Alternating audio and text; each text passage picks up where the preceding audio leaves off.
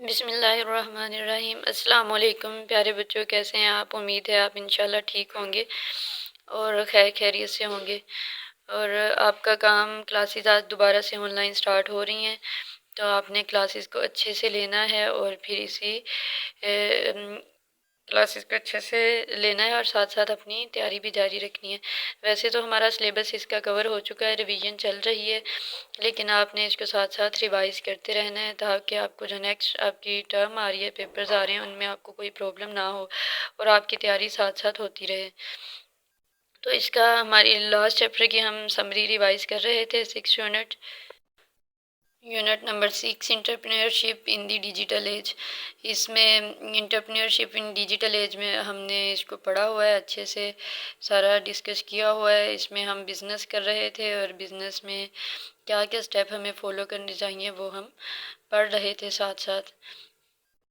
इसके समरी के point number 7 से आज हमने 12 तक रिवाइज करने थे और पॉइंट नंबर 7 से 12 तक ना वही टाइप्स हैं जो हमने पढ़ी थी, वो आइडियाज़ हैं जो पढ़े थे उसके लिए। फर्स्ट जो 7 वाला है वो था after observing and empathising organise all of the information that was gathered.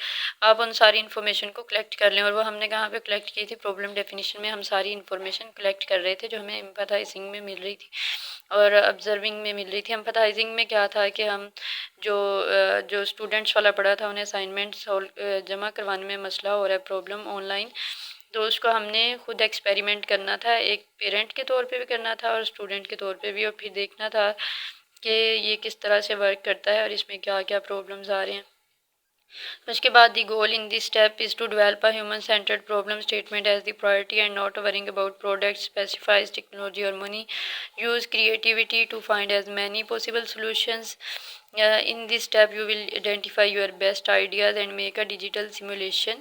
Simulation कहते हैं किसी चीज़ की नकल तैयार करना, और physical version of the product. अब देखें ये फिजिकल वर्जन आ गया उस प्रोडक्ट का, तैयार कर लें। To show people and get feedback for them from them, उनसे फीडबैक लेना। To make sure that your idea is centred on the people who will be using it. Analysing both positive and negative customer feedback. There are many design thinking tools that you can use to help organize and speed up the entire design thinking process।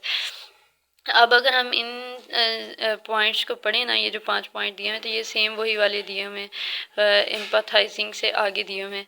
तो क्या था कि हम सबसे पहले product हमने तैयार करनी है, जो बिज़नेस हम कर रहे थे उसमें प्रोडक्ट खुद तैयार की थी, तैयार करने के बाद फिर उसे खुद इस्तेमाल किया था और फिर उसको देखा था कि इसमें क्या क्या प्रॉब्लम्स आ रहे हैं और उन प्रॉब्लम्स को सोल्व किया था।